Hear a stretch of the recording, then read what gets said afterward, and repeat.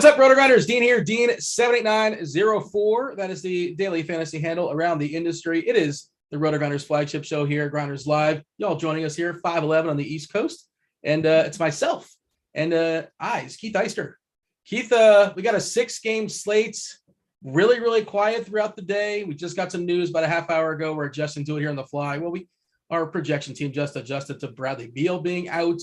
We were talking pre-show about we're kind of sort of on the back end, it seems like, hopefully, of the health and safety protocol situation. So this is kind of like a more of a quote unquote normal slate or an old school slate before like it gets goofy end of season, where there was not a ton of value at this point. A little more value opened up with Bradley Beal being ruled out. But yeah, we're going to go ahead and break it down. 6-gamer. How are things in your world? How do you feel about the slate? And yeah, dude, let's do it, man. Let's have a good time. Yeah, things are going well. Like you said, one of the slowest news days that we've seen in a very long time. And then we finally, after nothing all day, finally get the Beal bomb, which opens up a little bit of value in Washington. But overall, there's still not a ton of value on this slate. And we have a pricey Jokic that I think we want to spend up for. So we're going to have to figure out some value and where we can find some of that. We do have updated Washington projections. So digging into some of those just now for the first time. But yeah, the value on the rest of the slate is a little bit ugly. So dealing with less value than we've been accustomed to over the last month or so of the season here. So I pulled up the old Rotogrinders lineup HQ tool, right? DraftKings specific. Let's have that conversation. And like sorting for value, looking for value. It's like, oh, let's go to the points per dollar. And sometimes you see a bunch of good guys. Oh yeah, I want that guy and I want that guy and I want that guy. And Spencer Dinwiddie, 6K, no Bradley Beal. It's his show. It's going to be like against OKC. Like that's not matchup, all that stuff, perfect storm working in his favor. He's a phenomenal play. Like it's not the next player. And this one, I don't really, this is just wild to me. Saban Lee is the second best value play, like point per dollar. Of course, raw points matter. Then Juan Toscano Anderson on Golden State. Center only one. I think he's 3K still minimum. And there is a couple pieces on the Golden State side we're expecting to be out. Of course, Draymond not expected to play, not even 5 seconds or 7 seconds, 0 seconds. He's expected to play tonight. I was away from basketball on Sunday. I took basketball off. Did you partake in any of that shenanigans and to get some pieces on Draymond under? I was actually on crunch time with Luch when all of that news broke that Draymond was going to start and then come out immediately. So I didn't get any prize picks action or any props action on Draymond, but yeah, I definitely saw all of the stuff floating around Twitter and the debates on whether there was going to get paid and all that stuff, but I didn't get any. They got paid apparently. Yeah, I saw. I think so. In both ways. If you bet over, they were funding their money too. So good on the sites, and they were probably for publicity purposes and guilted into it and all that kind of stuff, being shamed. Which I don't know. You got to be on top of that kind of thing. Like their lines just traditionally are not as sharp when it comes to player props, and there's not depending on the site, I suppose. But and I still don't get like why did Draymond have to be in the court? It's like it's that important. Like whatever. It's cool that Clay's back, but all right. Other guys point per dollar like Derek Jones Jr. Like he's probably going to be a starter for Chicago, but he's the 5th option there for sure. Josh Jackson. Stop me when you like these names. Andre Iguodala. Okay, then Campaign and Josh Hart and Trey Lyles. This is where we're at, man. This is the slate. Are you excited? No, it's not very exciting at all. Yeah, no. Juan Toscano Anderson maybe with no Draymond is interesting, but Derek Jones just no usage there with the guys that Chicago have and how they've been playing. Josh Jackson, gross, no thanks. But we're gonna have to play some of these guys if we want to play Jokic, right? Yeah, it turns out we do live in the world of salary cap. That's just kind of how it works, man. You can't just play Jokic and SGA and Freddie Van Vliet and things like that. But that's just how it goes. And there's gonna be some gross plays. And I was trying to see if anything was different on FanDuel for what it's worth. Want to acknowledge FanDuel as well. And again, top guy point per dollar, despite the fact that when he's 7.1K over there, 1.1K more expensive, he's still a top guy. Then it's like Zubac, Denny Avdia. Saban Lee, Scotty Barnes, assuming he plays, KCP, Terrence Mann. And by the way, this is always wild. I love when we see this. Nikola Jokic is like 11.4K on FanDuel, and he's the 7th or 8th best point per dollar play. That's how amazing he is. He's just absolutely incredible. And You mentioned it to me before the show and the little narrative street. It's not against Marcus Morris, but it's against the twin brother. They love each other. The Morris brothers love each other. That's well documented how much they're boys. Live together, matching tattoos, matching girlfriends. I think bank accounts. They're very much like some twins are tight. They're very tight. So how do we handle that situation? And they're also two guys that are like willing to get a little feisty if it comes down to it. Yeah, do we see a little retaliation here? Maybe a little trouble, early ejections or something like that. I don't know. It's a narrative that's out there, but I think they keep themselves under control for the most part. I think we'll have to get into that a little bit more, but just something to note. Yeah, I mean, Bo, you say retaliation, and I'm a Heat fan saying this, but like Marcus Morris kind of had that coming. He kind of was asking for it. That was not a take foul. Jokic overreacted. Sure, he doesn't realize his own strength, but and he's still like out with whiplash for like 35 days or whatever, 35 games. I don't know how many, whatever the list is. He's still not back just yet. But Marcus has a long track record. It's a lifetime achievement award for him. But yeah. You have any overall sentiments as far as this slate? I think another interesting thing is the 6-gamer. The first 5 games are all played, 8:00 or earlier, and then there's a 2.5-hour break to Denver and the Clippers. We're not necessarily waiting for any news as far as Denver and the Clippers, but it is the Clippers, and the Clippers do goofy things sometimes, and that they pull that the rug from underneath us on occasion. Denver, we did get news that Will Barton was upgraded to questionable health protocol situation, so maybe that's just like. I'm not sure if he has to test negative once more or if he has to pass a conditioning thing. Are you on top of that? Why was he upgraded to questionable? Do you know? There were rumors of a false positive. I didn't see anything more on that. But yeah, I think they're still in the process of testing him, and assuming he's test negative, maybe he's able to go. Okay. Yeah. So whatever terrible Denver value that we were looking at might get worse potentially. If you're thinking of like Campazzo or Austin Rivers or, man, good Lord, Aaron Gordon is just terrible now. What happened to Aaron Gordon? Remember that guy was like, this guy's going to be like a top 20 player in the league. Remember years ago, this is the year he breaks out in Orlando. Just never happened. Yeah, it really hasn't. He's not dunking as much. And yeah, just, I don't know, weird situation. You have any other general thoughts? We're going to break it down game by game. Plenty of time to knock this out. Plenty of time for questions from the chat. What up, chat? Do hit that like button. Do turn on notifications. Hi, YouTube. I say chat, but like, why you can't chat on YouTube? You can chat. You can chat with us in the Discord channel, Rotogrinders.com/Discord. We're in the live stream chat channel. Some of those channels are free. Some of those channels are premium. Of course, we would not steer you to the premium channel. The Rotogrinders.com/Discord live stream chat channel. It's right at the top. It's featured at the top right next to Chiefs Prop Shop, which also happens to be a non-premium channel. Go ahead and say hello, say what's up, join the conversation, ask any questions you want us to elaborate on it.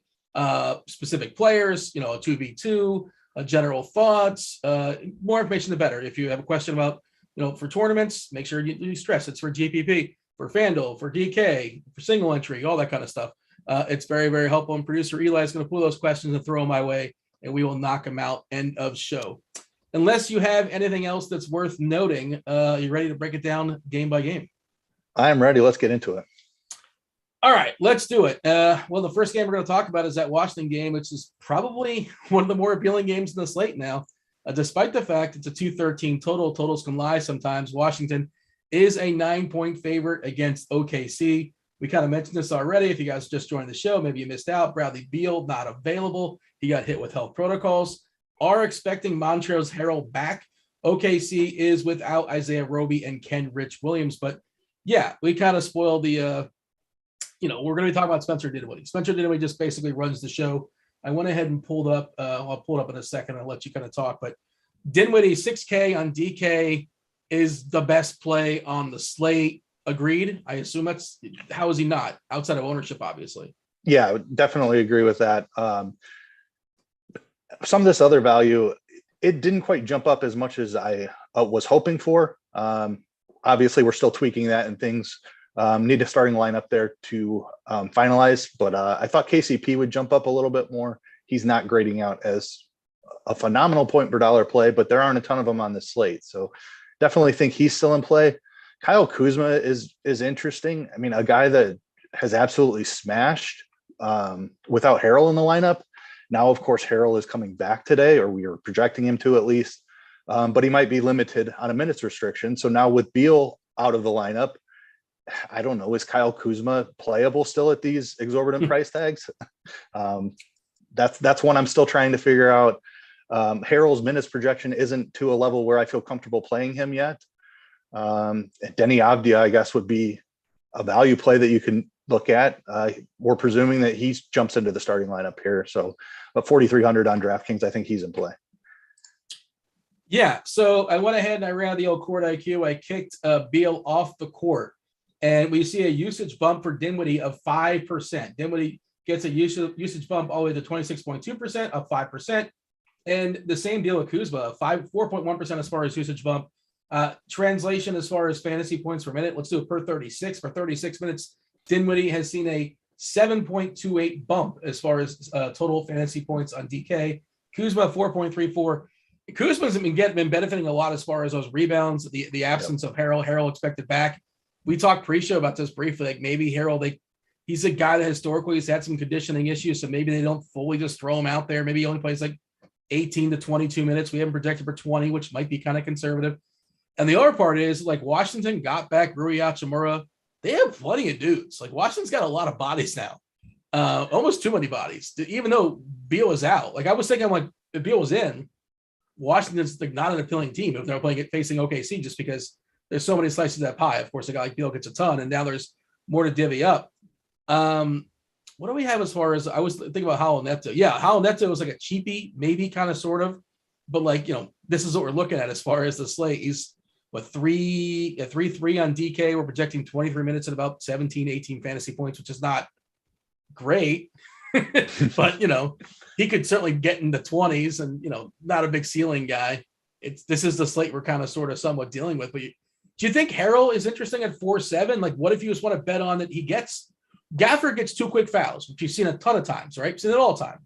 Harold goes out there, and what if he's just fine? What if he is? And he plays 25 minutes against OKC at 4.7K.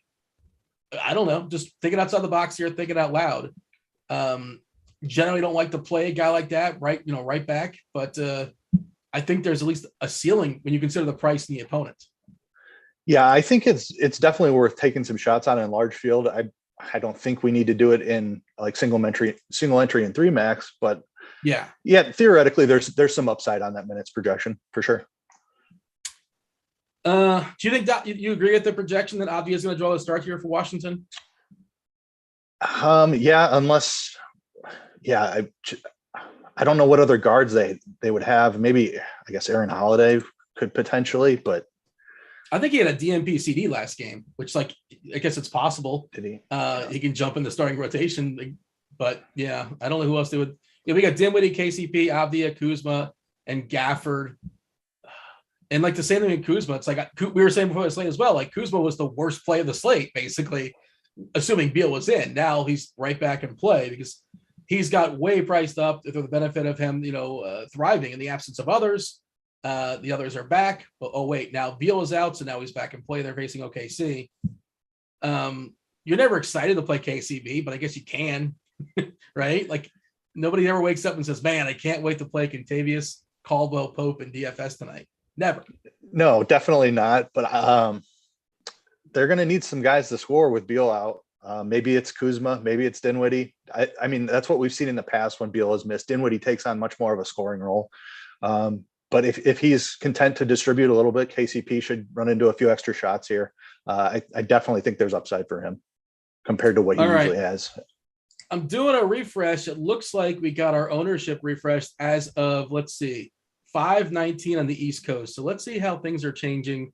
Okay, have you looked yet? Don't look. Guess what Dinwiddie's ownership projection is on DK? 60%. 68. I left the hook too, 68.3%. And like, you know what? Man. I wouldn't bet the under on that, man, because it's so clearly, it's not even, it's like an amazing play. And again, the rest of it's garbage. We'll talk about it. And you got to fill out the rest of the roster, but it's so hard not to play him. I mean, you can bank on goofiness if you want, I suppose. Weird things can happen, but that price is really, really good. We're projecting 43 fantasy points at 6K. The other ownership guys on Washington, yeah, you're right. Like the next guy that pops is probably the wrong word to use, is 12% KCP, 11% Avdia, 8% Howell Neto, 5% Kuzma, 1 in a hook for Harrell. Like despite the fact that Beal is out, it's not a lot to get excited about. That's kind of where you're at as well. Yeah, that is where I'm at. But the rest of the stuff we're about to talk about isn't really exciting either. So, I mean, I was compared to like completely fade this game before we got the Beal news. Yes. But I think you've got to take some shots on some of these. Dinwiddie, obviously, you jam him in as much as you can. And then I think you need to take some shots on some of these secondary guys too. The word excitement, it's all relative, right? On this slate. The other side of OKC, nobody's really like looking like an amazing play, but SGA is a possible run back. Pretty decent price there at 7.68. We've certainly seen him higher in the past. We're looking at about 12% ownership on him. A Giddey at 13, 14%. Otherwise, Baisley at 11. You can't feel good about Baisley. It's possible, maybe, I guess. But JRE, they are without a couple pieces, but OKC, like they always have like 12 guys available. Like they never seem to be thin on bodies. And that's not the case tonight, once again, far as I can tell. So what do you have as far as the Thunder? Well, you mentioned they have 12 guys available and they play all 12 of them most times and not just a handful of minutes. They all see like double-digit minutes. So, I mean, it's really just SGA for me, has a little bit of a ceiling you could target. Maybe some Giddey I'm interested in, but outside of that, like, I don't know. I don't want to try to figure out the rest of their rotation. They are all real cheap and there's not great value. So maybe it's viable on this slate. But I don't love it. I think if I had to pick one of the cheap guys, it might be JRE. And I want him in the starting lineup to target that.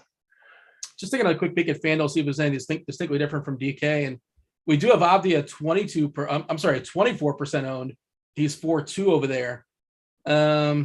Anybody else that's kind of sort of, nah. I mean, Harrell's 4.9. You can play Harrell a power forward, which is helpful, I suppose. But again, Harrell's just like a tournament dart because there's certainly some unknown with him, but maybe there's some positive unknown that we're not aware of. All right, let's move on and talk about Phoenix and Toronto. Phoenix is 223.5 as a total. Toronto is a 5.5 point dog as far as who's in and who's out in this game. Phoenix is expected to get back Landry Shamet, but they're also going to lose Cam Johnson. Toronto, they have a lot of guys. They don't need them. Like we only need 8. We don't need the rest of y'all. You guys can just chill. Stay in the locker room for all we care. Scotty Barnes is questionable and Gary Trent is questionable. They have a big old roster as far as Yuta Watanabe is available too, but that doesn't really matter, obviously. Freddie VanVleet. I never get enough of this guy, man. He never projects well, but he has those games where he just goes completely insane. Well, I guess the if-then stuff, right? How much changes in the Toronto side if we lose one of or both Barnes and Trent? Barnes is the interesting one because of his price on FanDuel specifically. This is a guy we've paid around $7K before at times this year. He's just 5,600 on FanDuel. He's in play with Trent in there. Without Trent in there, I think he jumps up to one of the better value plays of the slate. So the ideal situation for me would be Barnes in and Trent out. If both of them play, I think it's VanVleet only for me outside of Barnes. If Barnes and Trent are both out, maybe OG Anunoby jumps into the conversation. But yeah, the ceiling on VanVleet has been incredible this year. He's shooting a ton of 3-pointers and making a lot of them. So I think you've got to sprinkle him in for sure. And then it's Barnes for me on FanDuel. Depending on the Gary Trent news, maybe you can go a little bit deeper, but none of it gets exciting. Yeah, just pulling up. We have an if-then, part of our premium stuff. They wrote up an if-then for both Gary Trent and Scotty Barnes specifically. I think I saw Meansy say that like he thinks it's more likely that Barnes is in, and amongst the two, the one that's more likely to be out is Trent. So let's just play on Trent. Does that sound correct to you? I believe I got those correct. Yeah, that sounds correct. Okay. I'm just trying to see who would benefit the most. I guess Boucher, who's kind of in the good graces, a little bit more so than he has been in the past there of Coach Nurse. He kind of likes him a little bit more these days, but like nothing really.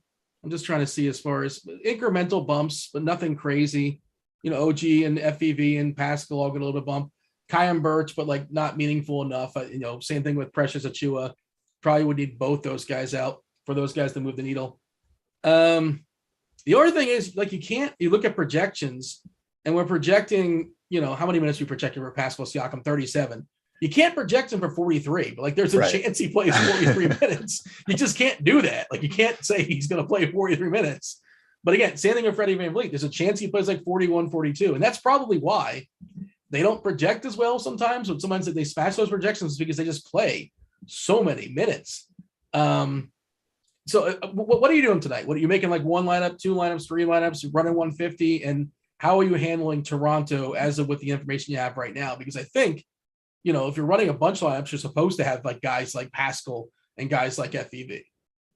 Yeah, I'll be in that 20 to 40 range. So multi-entry, but not mass multi-entry. I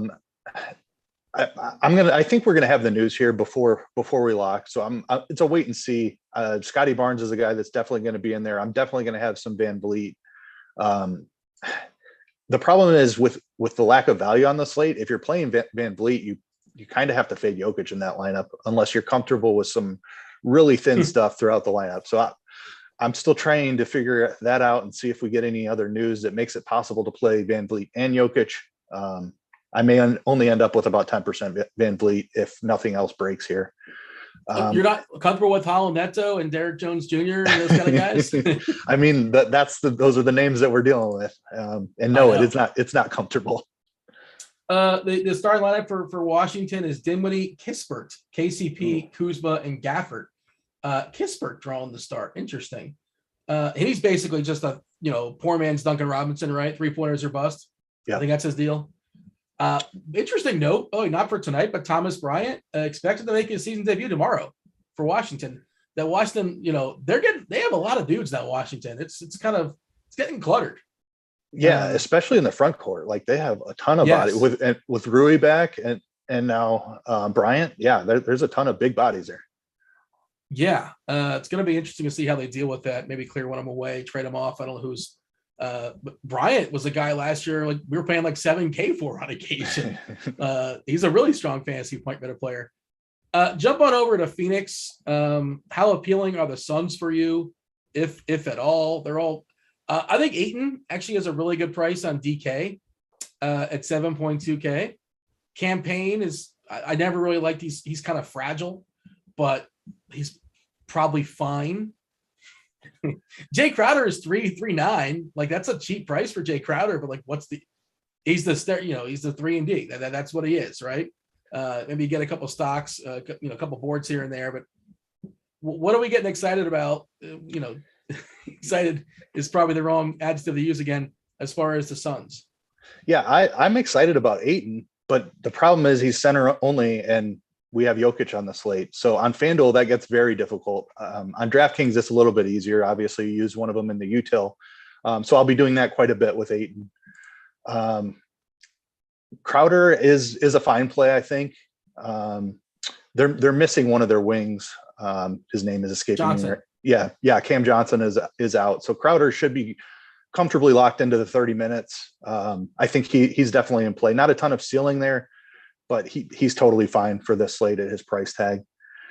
Landry Shamet's coming back too. It's not a 1v1 like same swap, whatever. Just another guy's gonna eat some minutes. We're looking to get 18 minutes for Shamet for what it's worth. And we even had Elf projected for 10, who doesn't play every day, right? Elf is generally a DMPCD.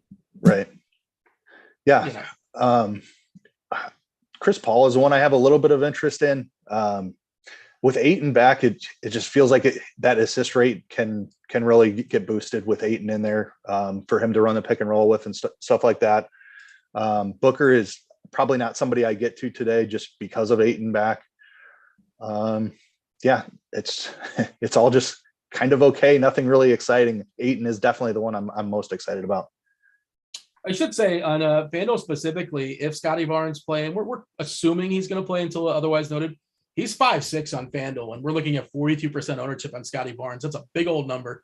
And Booker's got a pretty good price on FanDuel as well, 8.5. Therefore, he's got a 33% ownership there. So Yeah, those guys are going to, garner a lot of ownership on FanDuel. Like, depends where you're shopping. Obviously, different conversations sometimes. Give me your favorite play on both sides before we move on and talk about Minnesota and New Orleans. Unless there's anything else you want to talk about this game. On Phoenix, it's definitely Ayton. On Toronto, I think. Scotty Barnes is on FanDuel for sure. I think on DraftKings, it's Van Vliet over Scotty Barnes. All right. 3 games starting at 8:00. Let's go to the 8:00 window. And again, there's, if you're thinking of late swapping, you're going to have no options after 8. You have one game. You have options. Just you can't move off to a different game, obviously. So, plan your lineups accordingly. All right. Minnesota, New Orleans, 226.5 is a total. Minnesota is a 4-point favorite here. And, they're fully healthy. As we're starting to see, teams are getting healthier. The health and safety protocols are dwindling down, let's say. The New Orleans side is really healthy as well, too. Josh Hart, I believe he had a false positive. Was that his deal? I think he was in it, or maybe a close contact. I think he had a close contact. Yeah. So he didn't miss much time. I assume he's fine. And they're, as healthy as they're going to be. Zion's not coming back anytime soon, probably not this year. Kara Lewis, same deal. So this is like 2 fully healthy teams, which is, when was the last time we said that? That's what we're looking at here. But again, there's still some guys we got to play because it's a short slate, and there's still some pretty good value, actually. Some prices have kind of sort of normalized. Hart's price has gone down a little bit. But talk about New Orleans. Who's appealing for you? Ingram, I think he's fine as one of the pricier options here on the slate, but he's grading out well. Has played well. Peripheral stats have been there outside of some of the scoring as well. So that's good to see. Josh Hart, I think at that price is definitely in play. Devontae Graham, very much in play. I don't know. I can't get to. Is he somebody who played much at all this year, Graham? Like I rarely get him in, every once in a while, but this is the nature of the slate, right? Like I'm looking at him tonight too, and he's fine, kind of scoring reliant. He's definitely not somebody I've played a ton this year, but he's shown a little bit of a ceiling. It is scoring dependent, like you mentioned, but there's not much to go around on this slate, and it's something that you just have to do. Valanciunas is the one I'm not getting to at all, just because I want Jokic. We just talked about Ayton. I like him, and I'm not going to have room for him. Valanciunas in the season, 1.28 fantasy points per minute. Ingram, 1.13. Hart, just short of a fantasy point per minute. We mentioned Graham, 0.86. This is all specific to DK. I'm pulling up the ownership stuff as well, and it's kind of reflective on DK. We're looking at 29% for Ingram, 27% for Hart, 13 and change for Graham. Then it kind of falls off. Herbert Jones, he's a really, really low usage guy, good defensive player, but, not somebody that's going to be taking a ton of shots. He's not a great fantasy point per minute guy. Outside of that one game, he went nuts. And then, I think everybody was off the court, right? He was just having a bunch of random dudes that were not named Ingram and Valanciunas a couple weeks ago. As far as the Minnesota side, again, they're expecting Beverly back. We're not certain if he's going to get a full throttle as far as minutes, but there's a lot of nice pieces there in Edwards and Russell and Towns. Even Vanderbilt's fine, but again, there's no reason that says this is the day that they're going to go off, and nobody's getting any more minutes than they typically would, or more usage than they typically would. Matchup's fine against New Orleans. I don't love Minnesota. Somebody probably gets there. I don't know which one it's going to be, but I don't think I'm concentrating on it. It's fine. I'm not going to say you can't do it, but there's no a core plays on Minnesota. How about that? Yeah, I agree with that. I do like this matchup for them against New Orleans. You kind of touched on it. 115 team total here is among the highest on the slate. So there's definitely somebody that's going to get there. Towns has that same issue we just talked about with Valanciunas, center only. Yeah. So I think it's D'Angelo Russell is the guy I'm going to have the most of. He's been playing really well here recently. Beverly coming back may cut into his minutes just a little bit, but I think I prefer him over Anthony Edwards just because he's a little bit cheaper. Edwards might have a little bit higher ceiling, but I think it's Russell for me today. Just taking a peek over in FanDuel as well. Want to service both sites. And Ingram's got 33% as far as ownership. Hart at 21%, 6.8K. Then Graham at 16%. When let's take a peek at the Minnesota side. And yeah, nobody in Minnesota on FanDuel is projecting for more than 15%. Russell and Vanderbilt up top at 14. And then Edwards and Towns like 7 and 6 respectively. And, they're fine. I saw one of the questions in chat. I saw somebody asking about Malik Beasley, and I guess we can answer it now. Like, no, it's not Malik Beasley season anymore. It's over, man. Like he needs more body. He's one of the first guys that's a casualty of all Minnesota being fully healthy. Like I suppose if this game's a blowout, you really can't predict that. He can have a good time in the fourth quarter. I suppose he can make 7 of his 7 3-point shot attempts. That's possible. But like, I'm not playing Malik Beasley. Are you playing Malik Beasley? No, definitely not with Beverly coming back. And Beverly's grading out decent. We haven't projected for 28 minutes. I think that's high for a minute. With him coming back, I don't know. It might be. I mean, I'm not sure that he's going to get all the way up to 28 minutes. Mid-20s probably for sure, but I think 28 is more than I'm comfortable with on that projection. So before we move on, give me your favorite play, both sides of this game. By the way, the starting lineup for OKC today is SGA, Dort, Giddey, Wiggins, Robinson, Earl. Is Wiggins a surprise? I don't know, to be honest. Yeah, I mean, they've changed their starting lineup so much. It's hard to say. I think he is a surprise. He was not projected in there for us. Is it a surprise, and does it matter? I guess is the follow-up. Is the follow-up question. We had Favors projected in, so Wiggins, he might jump up. We had his minutes projected at 24. I'm not sure if he gets he probably gets a little bump there. I don't think it matters with his price up at 4.2K now. I'm not interested in that. JRE in that starting lineup, I do have slight interest in him with that $3,700 price tag. JRE in the season is a 0.78 DK fantasy point minute player. Wiggins 0.7. And the other thing is just the way OKC runs their rotations. Like you said, they'll play 11 guys and everybody plays like at least 14 minutes, but like nobody plays more than 30 unless you're SGA or Dort, basically, right? Maybe Giddey. But like there's a bunch of guys that play like 27, 22, 24, which is kind of worthless for our intentions. Is that a fair way of saying that? Yeah, definitely fair. All right. Let's move on. Is that we got 1, 2, 3 down, 3 on layaway, making good on time. Plenty of time for questions from the chat as well, too. What up, chat? YouTube, hit that like button. Do subscribe. Do turn on those notifications. And again, fire off your questions in the Rotogrinders Discord, rotogrinders.com/Discord. Go to the free channel that is live stream chat. It's called live stream chat. It is a free channel, not a premium channel. Have at it. Eli's going to pull your question, throw it my way, and we will regurgitate it and tackle it later on in the show. All right, Golden State, Memphis, 220.5 is the total. Memphis is a 2-point dog here. We do know that Draymond Green is not going to be playing tonight. And is it Peyton and Porter, are they officially out or questionable? We're assuming them out. They have both been upgraded. They've both been upgraded to probable since we came on air. So Porter and Peyton might play tonight. Porter and Peyton are probable? They've both been upgraded to probable. Kuminga is officially out. Yeah, I think Kuminga might have sent them down. I could be wrong on that. Golden State, man, they are the deepest team. Yeah. They are such a deep team. They hold so many guys that are just competent NBA players. Does that hurt? That's got to hurt Toscano Anderson. He was somebody that was kind of interesting before, but like I thought he would benefit from Porter being out. He's 3K on DK, and he's that precious center spot too, where if he puts up like 19, that might not be helpful because of opportunity cost. So now Golden State with Klay Thompson back, and I'm happy to have him back in the league. Cool. By all accounts, seems like a great dude, fun guy. But this team is just horrible for DFS. Curry is always too expensive. Yes, he has the ceiling, and on occasion he will hit it, and you need him that night. Am I playing Curry tonight? Almost definitely not.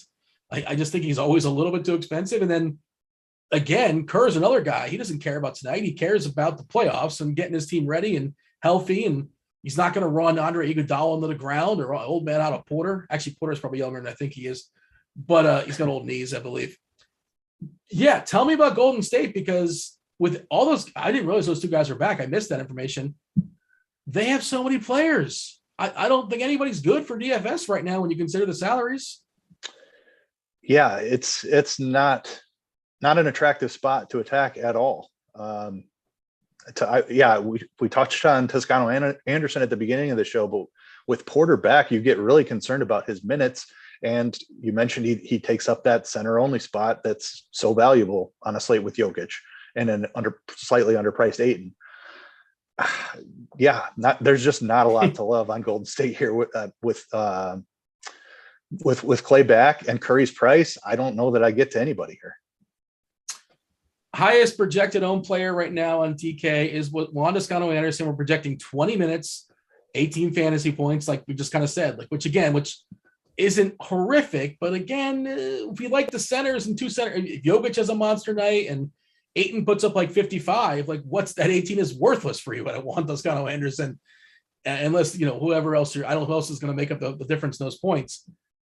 Iguodala, we have Curry. It's not. I mean, look, Iguodala is the one I might end up with just because of his position and his price tag, 3,800 on DraftKings. I think as a value play that just kind of makes everything else work, Iguodala might be the one I end up playing a little bit of. We are projecting, I'm trying to see how many men we're 1, 2, 3, 4, 5, 6, 7, 8, 9, 10 man rotation for Golden State. Yeah. And not just 10 guys, like nobody playing less than 16 among those 10 guys. And like Gary Payton's like earned himself some minutes. Like he's a guy that was DNP CD or beginning of the year, but he's played really, really well. And he's like earned himself, a spot in the rotation to some extent. Klay Thompson's minutes aren't really going to increase. So we're looking at 20 minutes for him. He did fire off like 18 shots in 20 minutes. Like good for him. Shooters shoot. But if you want to bank on that happening again and like positive variance as far as the shots, I guess, but I'm not going to be there on that at 6.3K on FanDuel. His DK price for Clay is what, 6K? No, I got nothing, man. I got nothing on the Warriors. I wish we could say more positive things because they're a great team and a great organization. But again, for our purposes, they're kind of worthless, which is a bummer. Yeah, agree. Let's jump over to Memphis. Memphis, the interesting piece we're monitoring, of course, is Steven Adams. Steven Adams currently questionable with the health safety protocols. If he doesn't go, do we think that Jaren Jackson, Triple J, jumps in the starting? Oh, well, he's going to be the starting rotation. Does he move to the 5? How does that work? Does Brandon Clark get a bump? How enthused did he get at the prospect of such things? Yeah, Triple J moving to the 5 has been outstanding in the last 2 games. He's put up 2 ceiling games in a row, 12 rebounds in his last game, which is something that we have not seen all season out of him. So big jump in the rebounding rate for Triple J if he's playing that 5 position. So I am monitoring Adams news for sure. I think it's a very interesting scenario for Jaren Jackson. The one thing I want to mention for as far as the other guys go, this is a really tough matchup. Golden State has been awesome on defense this season. And now they're getting Klay Thompson back, who's a great defender. So it's a really tough matchup. Ja Morant is a guy who's shown a great ceiling this year. But do I want to pay over 9K for him in this matchup? I'm not sure that I do. Desmond Bane has played outstanding. The price tag is coming up, but he's a guy that has shown the ability to get there over and over again this season. I've got interest on DraftKings in him at 6,500, priced up a little bit more on FanDuel at 7,200. So probably DraftKings only for Bane in my build. I like tough Bane. Matchup, but tough matchup. But I think you've got to find somebody here on this slate. There's just not a ton to love. One of them probably gets there. I think Triple J is the guy I want if Adams is out. Otherwise, it's probably going to be Bane. Yeah, Golden State really, really good defensively. Their defense does take a hit with Draymond being out, obviously.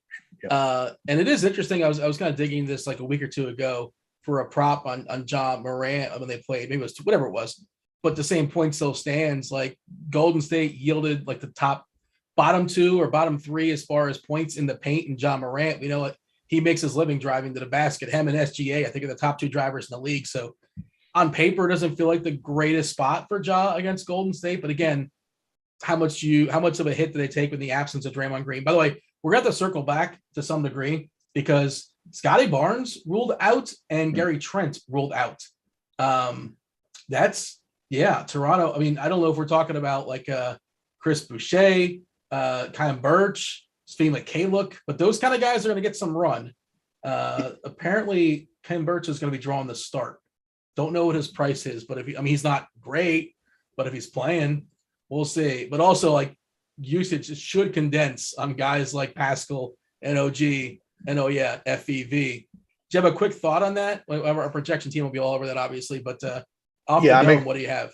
I'm excited to see where the projections shake out. I just pulled up what ifs again to see if we had a scenario where both of them were ruled out. It looks like we just have them both listed individually. So be very curious to see where the projections come out. Birch is 3-3 on DraftKings. He's going to be in play, but again, another center only guy. I think it gives me more interest in Van Vliet. Is Achua a power forward by chance? Precious center only also. How's everybody only a center? Yeah. Achua does have power forward on DraftKings. Let me check not on DraftKings, on FanDuel. Both of them have power forward on FanDuel. Both are center only on DraftKings. What about Birch versus Toscano Anderson? Top of the head. First thought. I think it's Birch now if Porter's going to play. If Porter gets ruled out, I'd still lean Toscano Anderson on that one. But if Porter's in there, it's Birch. Yeah, that's my thought as well, too. Well, they're saying Birch is going to start for Barnes, but who's going to start for Trent? Has that been established just yet? What we're projecting it's Svi Mikhailuk. And when has that ever not worked out? Svi Mikhailuk. Yeah. Oh, man. Boucher could be really interesting off the bench. Yeah, I mean, they don't Champagne. They don't have much else. Like Flynn and Banton are just guys that might eat a few minutes here and there. I'm curious to see what our projection team has to say. But again, we could see a 42-minute game at FEV, a 42-minute game at a Pascal, and OG playing 35 plus. And like, that could be super interesting. Not this great matchup against Phoenix, but opportunity and minutes sometimes trump whatever the matchup may or may not be. Didn't mean to halt the conversation as far as Memphis, but I felt that was important to talk about. Sure. Clean up the Memphis side before we move on and talk about the Pistons and the Bulls. Memphis, for me, Bain has a very nice price. Triple J, if Adams is ruled out, somebody I have a lot of interest in targeting a ceiling there with no Draymond for Golden State. I'll play a little bit of Morant, but I don't love the matchup, so he's not going to be one of my primary pieces. All right, let's move on. 2 games left to go. We'll circle back, get your questions later on in the show. Detroit, Chicago, 219.5 is the total in this game. Detroit is a 13.5 point dog. This is the old back-to-back on the road in third game in 4 nights. Like, that is the old scheduled loss if I've ever seen one, man. I'm tempted. It's a big old number. I do not like to leave, who wants to lay 13.5 points in the association? But this just feels, and I know Detroit came back last night and got the W, and good for them. But this just feels like they're going to get walloped tonight versus Chicago. And Chicago's in the front end of a game against Brooklyn, which I'm sure they're much more interested in playing. And I'm guessing it's probably an ESPN game. It just feels like an ESPN game on a Wednesday night. Bulls versus the Nets. All right. Let's talk about the Pistons. And against earlier today, not too long ago, actually, like we had like Saban Lee projected to be as a cheapie that could potentially be usable. And I'm just like, what? Like Josh Jackson, maybe. Trey Lyles. We talked about Trey Lyles yesterday. Like he's been playing some backup 5. He's been closing as a center as well. Uncomfortable. Certainly not a guy like Detroit has. When Detroit is theoretically good, Trey Lyles is in no way on this team. So like he's not something they want to develop, but he's eating minutes and they don't necessarily want to win either. I don't know what their motivations are. But talk to me about the Pistons who are going to get walloped tonight, I think. I think you're just looking at value plays. I don't want to play any of their quote unquote studs. I mean, Cade and Bay have both seen their prices come up. I'm not interested in Diallo. So I think you're just targeting value here. Saban Lee is 3,600. He's the cheapest of the bunch. He's in play on this slate. Are we baking in minutes for a potential blowout? Is that what we're expecting? We're giving them 22 because we think they're going to lose by more. Would he traditionally get 22 minutes here? He has not seen 22 minutes here recently, so I'm not sure. That's what I'm asking. I'm trying to figure that out. Are they missing somebody who has been in the rotation? I don't think so. I think are they missing one of the Jacksons? Who they miss? Yeah, they're missing Frank Corey Jackson and or Corey Joseph also. Yeah. Yeah. So Well, he I should think he's see some officially backup. doubtful, or is he out? Do we know if he's out? Looks like Joseph? he's listed as out. Okay. Thank you. Okay. So Saban Lee, yeah. get excited. Yeah, I guess you get a slight uptick on the minute. Price is still down there. There isn't a lot else to work with on the slate, so Saban Lee becomes the guy. Yeah, but I mean, he falls back, I think. Well, I'm not sure because positionality matters too, right? Saban Lee on the season actually has been a really good fantasy point minute player. But we'll give him that. 1.1 on FanDuel, 1.04 on DK, and run some point. He can mop stuff up if this game gets ugly. Like I don't hate the thought process. And they're without a couple of pieces. Bull, by the way, is not yet available to be freed. He's not going to be playing in this game just yet. I don't know if he'll ever be freed for the record. The people want it, but I'm not sure if it's going to happen. I mean, he'll probably get a little bit of run here and there because why not? I guess he's playable, 3.6K, and there's some added value if the game gets ugly, and he's going to get some run either way. It's a tired Detroit team, third game in 4 nights, back-to-back, travel, all that stuff baked in. But, yeah, let's talk about Chicago. Chicago's got some studs.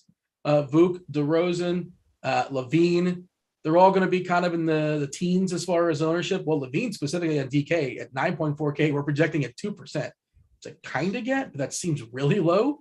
Vuk at 9K. We're looking at 15%. DeRozan at 8.7K at 15% as well. And then we mentioned DJJ earlier in the show, just because he's a cheapie. That's, should get decent minutes. And, he's cheap. That's it. There's your endorsement. Talk me about the Bulls. Levine's price tag on FanDuel at 7,500, I think is the most attractive thing I see here. DeRozan, if he's kind of a last piece type, I don't know that I'm targeting him specifically. But if I land there, I'm fine with DeRozan. Vucevic, kind of the same problem where I want to play 8 and then I want to play Jokic. Had some value open up in Toronto at center. I don't know that I have enough center spots available to get to Vucevic in my builds. Derek Jones for value. That's about it. His floor is like 7 though. Like it's possible. He's not, he can hit threes. He can steal the ball. He's a great flyer, like great dunker, but like you can't bank on that happening a bunch of times. But I get why he's in the pool. You're not happy about it, but this is the slate. I don't mean to sound like I have like a negative approach or a lack of enthusiasm, but like, what are you going to do, man? That's what it is. I'm not going to try to pretend like he's a phenomenal play. Yeah. And I mean, the problem with all of this is that it's the same value that everybody else is seeing too. So it's not like these are low owned value plays. Like you're running into ownership on some of these really thin plays. So I don't know. It's a tough slate. There's such a thing as good chalk and bad chalk. And I don't know how chalky Jones is going to be, but like theoretically, if he was like 30%, that would be really bad chalk.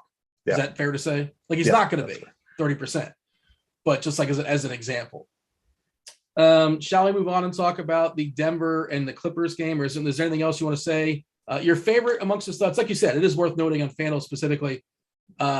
You do get a much better price than Levine. And then the ownership reflects at 30% at 7.5K. Like that a good bit. And DeRozan at 8.2 is also really appealing. I'm happy to get either one of those well ahead of Vuk as far as the studs, as far as the big spends. You consider the position especially as well. And one of the reasons why we like center to be saved, because Nikola Jokic takes on the world every single night. Tonight he faces the Clippers. 213.5 is the total. He's a 3.5 point favorite. We may or may not get Will Barton back in this game. He was upgraded to questionable for what it's worth. And we're probably not going to get that. Maybe we'll get that, but probably it happens on the 8 o'clock to 10:30 window where it'll be too late because there's no other games going on. All right. As far as the Clippers, we're still expecting Kennard and Winslow and George and Hartenstein to be out.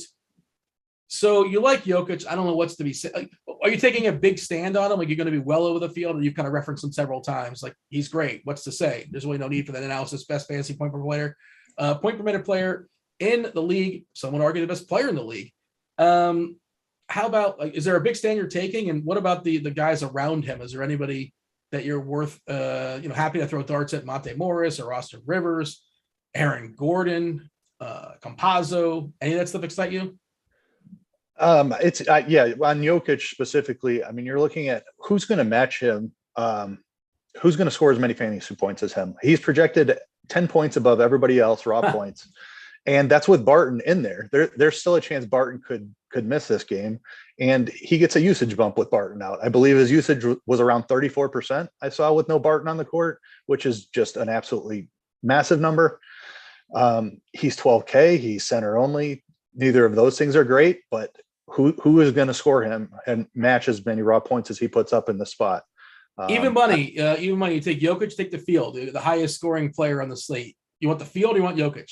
I think I want Jokic on that. That's such a wild thing that you'd say that. Like, Steph can beat him and Towns can beat him, but like, sure. I mean, yeah, and he can also put up like a 49, I suppose. And the other question is, at some point, like, you're missing all these pieces. You're without Porter, obviously. You're without Murray all year. If now you're without Barton, doesn't the overall efficiency of the offense take a hit? And it's almost kind of like a good thing to have a competent player like Barton on the court to draw some attention, somebody you can kick to that can make a shot and give you an assist. Like, it's one of those sort of, like, it's great when, like, you get all this usage, but at some point the efficiency is going to collapse. You understand the question I'm asking? Yeah, I definitely understand the question. And it was like my immediate concern when you saw the Barton news.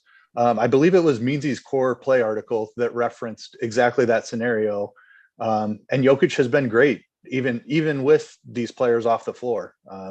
They just run everything through him, and he doesn't fail. Like, he's an outstanding rebounder. He's an outstanding passer, and he scores really well. So there's just so many paths for him to get there. Even with the overall efficiency of the offense, he's still fine. He creates shots for others. He's still got Monte Morris and Aaron Gordon there, who are, capable, I guess is the word you use for them. Rivers can hit a three, right. Like, he can hit an open three. Yeah. I mean, and it's the matchup against the Clippers with no Paul George it's not a difficult matchup. So I like everything about it. You're giving your favorite, like, non-Jokic play on Denver, and I guess you want to play the route, like, what if Barton doesn't play? Gordon is cheap enough to look at, I suppose. Morris, ditto. Austin Rivers is cheap, and, like, we've seen him, like, start some games and play a bunch of minutes. Like, we saw this guy in the playoffs last year through injury, but, like, play a pile of minutes. Malone seems to trust him. I guess they don't have Cousins yet. Is Cousins not on the team? What's the deal with Cousins? When's he coming? I haven't seen anything on him. Certainly not projected in there right now. So I'm guessing he's not available yet.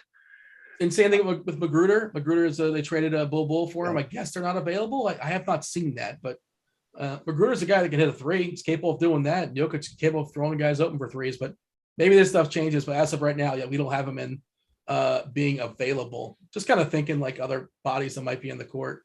Jump on over to the Clippers. Oh, I'm sorry. Give me your favorite play, your favorite non-Jokic guy on Denver.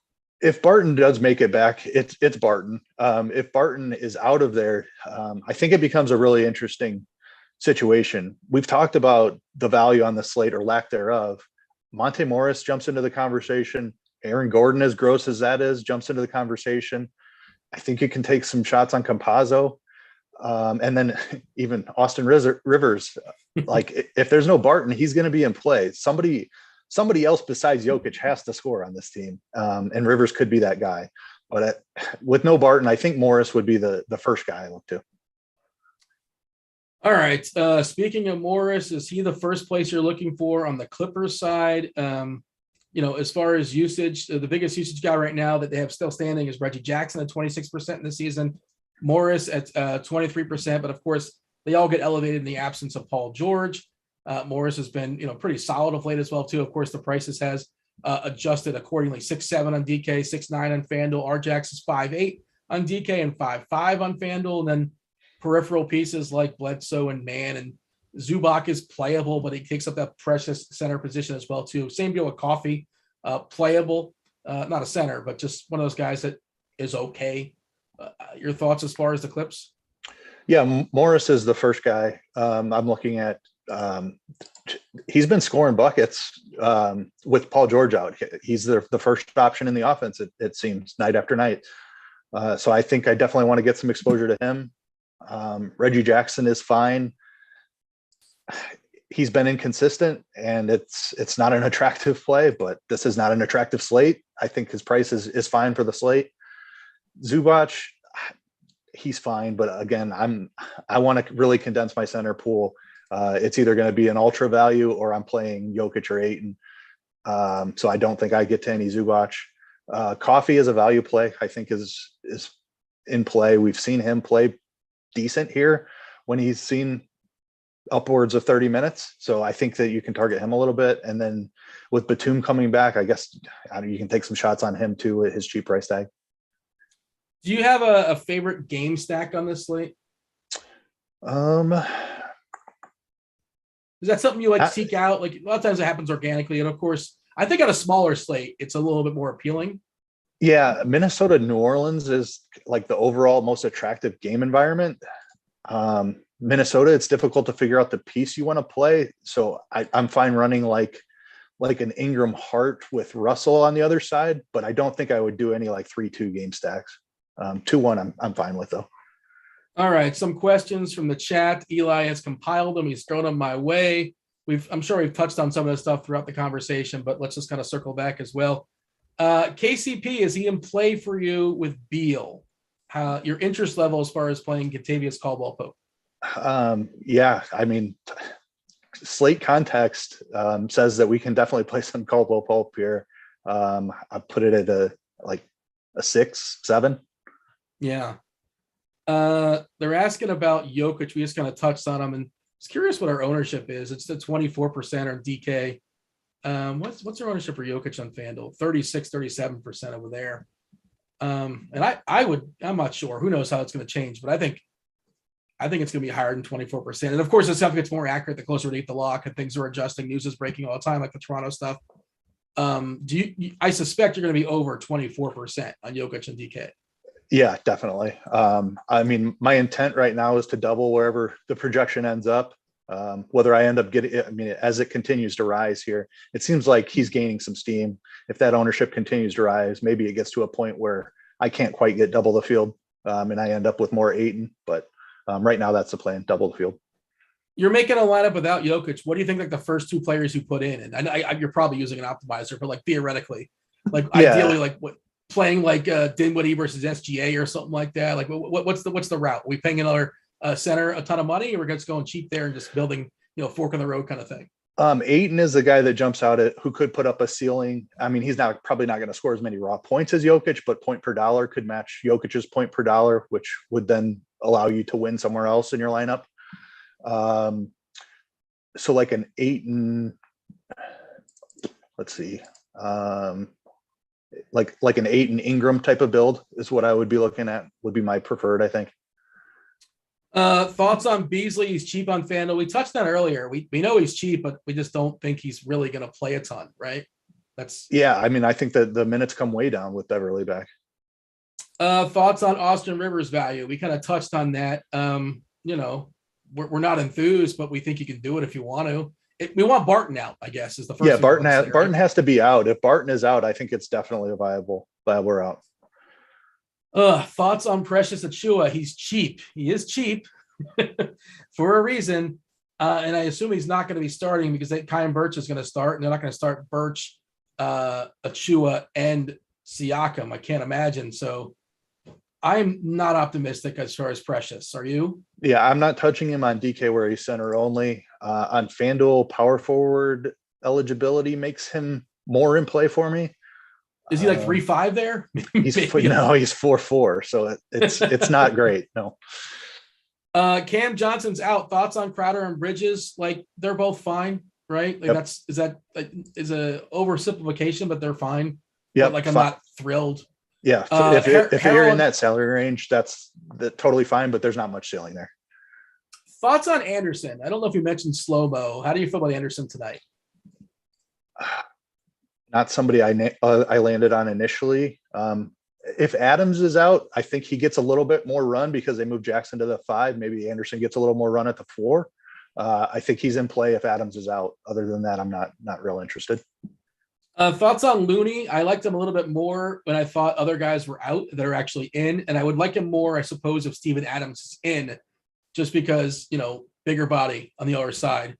But Looney's, and he's also a center, right? So yeah, what are you doing with Looney? The last thing you said is the problem I have. He's he does have power forward on FanDuel. Actually, I just looked at it.